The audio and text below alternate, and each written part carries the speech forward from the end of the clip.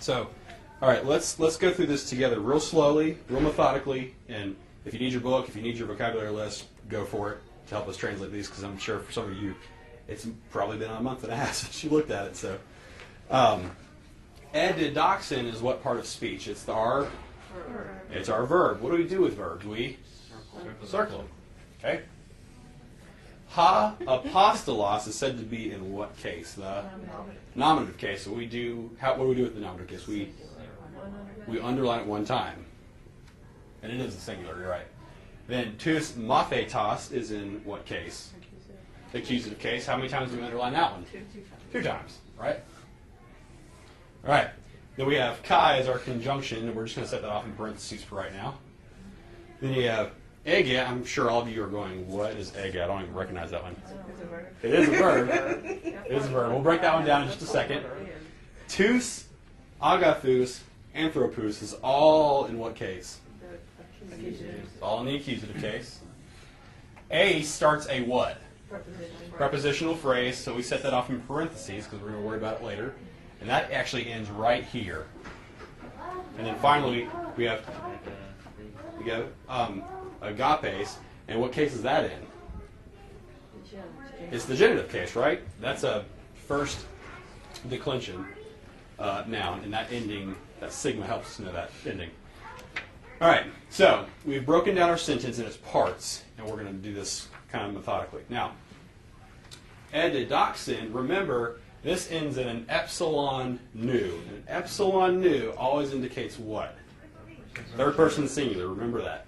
And then we have an epsilon up front, so we know it's happening when? In the past. Okay, but what kind of past do we have? Is it aoristic or imperfective? Imperfect. Are you sure? No.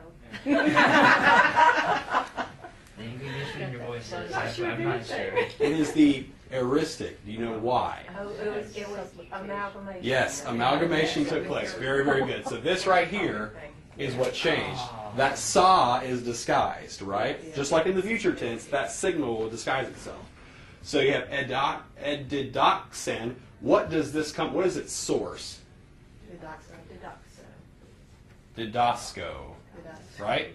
Didasco is its source. So you can see from that to that why the amalgamation took place. So this is aorist. So he Taught. He taught. There we go. He taught. Well, who is he? Ha apostolos. The apostle, right? Who did he teach? The disciples. The disciples. The learners, right? I want to call it because it's so much like the verb. Yeah, exactly. I mean, they're connected, you know. Monthano and mathetes. Or mathetes. Kai? And? Yes. Not that one. All right. All right. Ege. All right. Now let's break this one down. And Oh, does that come? Is that lead? Yep. That's from ago. All right. And. Now let's talk about why it looks like that. This epsilon, just like here, tells us what? Third person singular, right? Okay. Third person singular. That epsilon or epsilon nu will tell us third person singular. Now, what is here that isn't here? Well, but it's The epsilon. So you put the epsilon up front and add it to the alpha, and it lengthens to the eta. So you have kind of a hidden epsilon up front. Yes, you do. But the ending tells you, okay, that's third person singular of some sort of past tense verb, right? Now, here's the kicker. Is this an aorist verb or is this an imperfective or imperfect verb? Well, I'd say imperfect.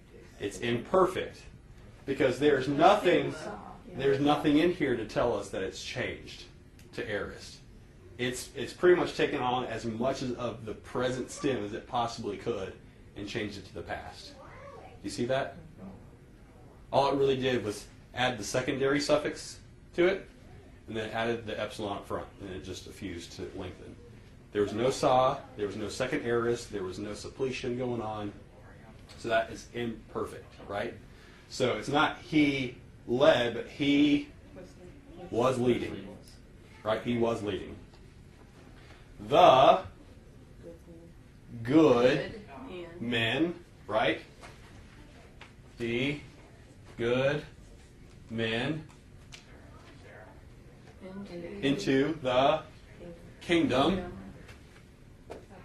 of love, right? Because that's the genitive, so we need of.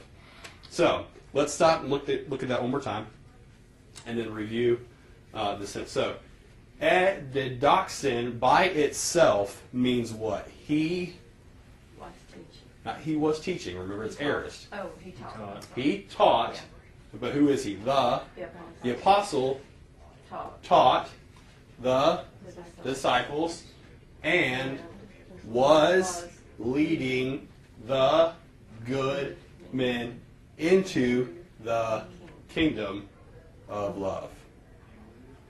All right? So you have a space there. You can write that translation. There's a spot there that you can do the parsing. So let's parse edidoxin real quick. I have a question. Yeah. Men. Men. Uh-huh. Okay. Is that... How do we know that's not men and women? Men. Like, read my vocabulary. Is that... Are you talking about the good men? Yeah, is that just men, or is it Well, understood as men and women, or... it technically could possibly not just mean men, but also men and women, because anthropos can also mean like mankind, right? Oh, okay, yeah. And there is another word, we haven't learned it yet. If you, in this class, some of you guys had it before, but there's another word that specifically means man or husband.